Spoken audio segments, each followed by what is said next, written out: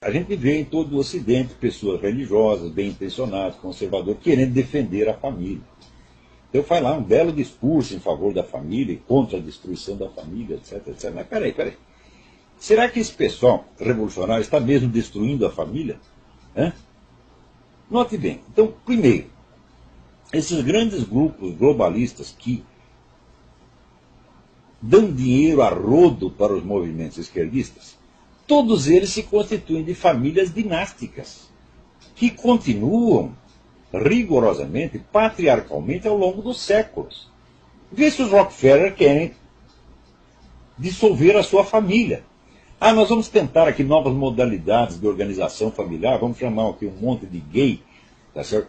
E fazemos aqui uma suruba de 40 homens dizendo que é uma família. Vê se o Rockefeller vai fazer isso, que nada, meu filho, educa os filhos direitinho para prosseguir a obra do pai e defender o patrimônio. Se você pegar lá no grupo Bilderberg, com exceção daqueles que são eclesiásticos, católicos, que tem lá também, tá certo? Todos são patriarcas de famílias dinásticas, que jamais permitirão que suas famílias sejam dissolvidas por sexo livre, por gaysismo ou pelo que quer que seja.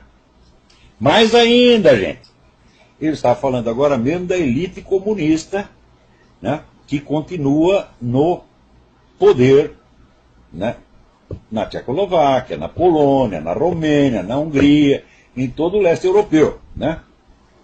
Apesar da democracia, eles continuam mandando. O sistema é estritamente dinástico, meu filho. Quando o pai fica velho demais, bota o filho no lugar. Então isso quer dizer que essa putada comunista fica com essa conversa de, não, vamos destruir a família burguesa porque é opressiva, etc, etc. Mas eles conservam a sua própria família porque sabem que isso é a base da possibilidade da ação histórica, meu filho. Se a família se dissolve a cada geração, não é possível ação de longo prazo. Todas as suas ações ficam limitadas ao prazo da sua vida. Tá certo? E tudo que você construiu se perde na geração seguinte. Então isso quer dizer o seguinte, a continuidade da família é um elemento essencial do poder. E quando eles dizem que é para destruir a família, é para destruir a sua família, seu trouxa. A deles não, porra. Então isso quer dizer, isso não é um ideal que eles tenham. Isso é uma conversa mole que inventaram para enganar trouxa. Note bem que em Roma, já a nobreza romana já sabia disso. Então, dentro da nobreza, vigorava o mais estrito e hierárquico patriarcalismo.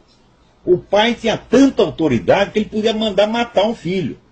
Se o filho fosse desleal, podia mandar matar. E não tinha problema nenhum. Agora, os escravos, não era permitido que os escravos casassem e constituíssem família, meu filho. A procriação era feita em gigantescas surubas. Reunia um monte de homem e mulher num negócio do tamanho do estádio do Maracanã e todo mundo comia todo mundo, entendeu, né? E daí ninguém sabia quem era filho de quem. E assim foi durante séculos. Pô. Foi a influência da igreja que conquistou para os escravos o direito de casar. E a partir do momento que podia casar, então naturalmente podia legar sua propriedade aos filhos. Então quer dizer, a família sustentava a propriedade e não ao contrário, como dizia essa besta do Karl Marx. Os escravos primeiro adquiriram o direito de casar, né? E depois, em função do casamento, também o direito de legar, ainda que fosse um pouquinho, uma terra pequenininha, né? Ou um arado, um boi, uma vaca, um bode, um carneiro, né? Um cachorro, legar para o filho. Então aí começaram a ter algum poder, começaram a ter direito de voz e voto, que fez então, vamos dizer, do campesinato medieval uma força política tremenda, capaz de aterrorizar. Às vezes quando o campesinato se revoltava, toda a nobreza ficava aterrorizada. Tem até um filme muito interessante que chama O Tirano da Aldeia, Michel Kohlhaas. É tirado de uma história de Heinrich von Kleist, do senhor que primeiro inventou o pedágio. Porque hoje não está tão acostumado a pagar pedágio, você passa numa estrada, paga 10 pedágios, né? O cara inventou, um proprietário de terra inventou o pedágio e lá vinha então o camponês trazendo seu cavalinho, né? Os caras, tem que pagar. Não pago. Daí tomaram os cavalos deles. Eles disseram, tomaram meus cavalos. Daí ele armou uma encrenca, começou a tocar fogo em tudo, aterrorizou metade da Alemanha. Isso era, então, já o campesinato medieval, que tinha consciência de seus bens, consciência dos seus valores, que ele pretendia legar aos seus filhos. Isso tudo começou com a família. Então significa o seguinte, continuidade familiar é poder, sobretudo é poder de ação a longo prazo. Então, os nobres, os senhores, os doutores, os ricos sempre souberam disso, então conservam suas famílias. Conserva sua família e convence o outro. Ô idiota, aqui ó, seu pai está te oprimindo, você destrói a família, né? Leva lá um monte de puta, põe dentro de casa, diz que é sua família, faz uma suruba, né? Chama aí a turma da parada gay e diz que é família, né? Pega lá a sauna, né? Antigamente tinha a sauna do Hotel Danúbio, que era famoso, tem um aluno meu que ia lá e dizia, hoje dei para 40 homens. Né? E então, a sauna do Hotel Danúbio vira o quê? Uma família. São novas modalidades de estrutura familiar, como falam esses patetas da USP, da PUC, esses vagabundos que vocês pagam com dinheiro público para botar merda na sua cabeça, porra, para te ensinar o contrário do que acontece. E você ainda chama de senhor doutor. Né? Então, os ricos, os poderosos, inventam essa conversa para enganar vocês. Dissolva a sua família, seja livre. Seja livre quer dizer, desvincule-se da instituição familiar, tá sendo onde tem um pai que pode te legar propriedades, no mínimo vai te legar um nome, vai te legar o fruto dos seus esforços, e se transforma num átomo solto, né, que hoje está indo para a cama com a fulaninha, amanhã com o outro, com a outra fulaninha, e depois com o fulaninho, e depois com o cachorro, com o gato, com o bode, com o que você quiser, tá certo? E daí você fica sem esse substrato familiar, sem o seu apoio familiar, e você vira mais um átomo solto, enquanto nós aqui somos a força organizada. Quer dizer, a força organizada, unificada, constante, contra um monte de mosquitinho solto no ar. É isso que eles querem, porra! Então você defender, teoricamente, a instituição da família não significa nada, porque você não está discutindo com um idealista utópico que acredita no que está falando. Claro que no movimento revolucionário sempre tem os idiotas úteis que acreditam. Mas os chefes, os líderes, os ideólogos nunca acreditaram nessa porra. Né? Você vai me desenganar que Herbert Marcuse, Max Horkheimer, tá certo? Theodor Adorno acreditavam nessa pataquada, mas o que é isso? Você já viu Max Horkheimer e Theodor Adorno participar de uma suruba? Mas nunca. Tinham suas famílias organizadinhas, cuidavam dos seus bens. Aliás, Max Horkheimer, que vivia falando da exploração capitalista, era o maior explorador capitalista, pagava salário de fome para todo mundo que trabalhava no instituto lá de Frankfurt. Quem conta isso? Herbert Marcuse, que era o único pobre que tinha ali, né? Claro que tinha os funcionários e tal, tinha dinheiro, mas dos intelectuais, o único pobre era o Herbert Marcuse.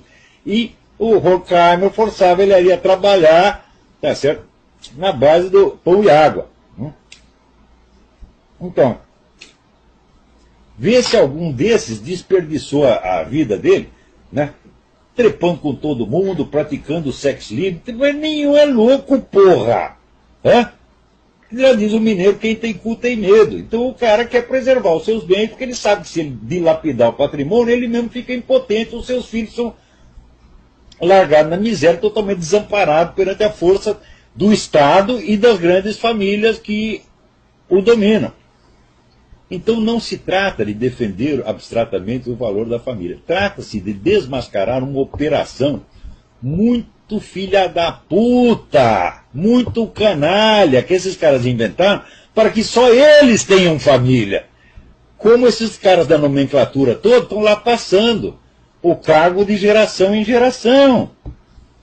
Lá no mundo comunista, vai lá na Hungria, na Romênia, na Polônia, você vai ver exatamente. O negócio é puramente dinástico. Né? Você veja aí o nosso amigo Alexandre Dugin, que é filho de gente da KGB e agora é o ideólogo da KGB e vai criar outro filhinho para trabalhar também na KGB e assim por diante. Né? Agora, os outros eles convencem, desfaça a sua família, joga tudo pela janela, né? Arrume 15 amantes, põe tudo lá dentro e diga que a suruba é família.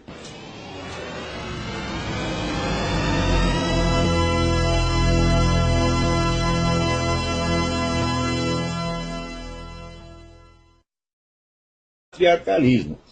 O pai tinha tanta autoridade que ele podia mandar matar um filho. Se o filho fosse desleal, podia mandar matar. E não tinha problema nenhum. Agora, os escravos, não era permitido que os escravos casassem e constituíssem família, meu filho. A procriação era feita em gigantescas surubas. Reunia um monte de homem e mulher num negócio do tamanho do estádio do Maracanã e todo mundo comia todo mundo, tá entendendo? E daí ninguém sabia quem era filho de quem. E assim foi durante séculos. Pô. Foi a influência da igreja que conquistou para os escravos o direito de casar. E a partir do momento que podia casar, então naturalmente podia legar sua propriedade aos filhos. Então quer dizer, a família sustentava a propriedade e não ao contrário, como dizia essa besta do Karl Marx. Os escravos primeiro adquiriram o direito de casar, né? E depois, em função do casamento, também o direito de legar, ainda que fosse um pouquinho, uma terra pequenininha, né? Ou um arado, um boi, uma vaca, um bode, um carneiro, né? Um cachorro, legar para o filho.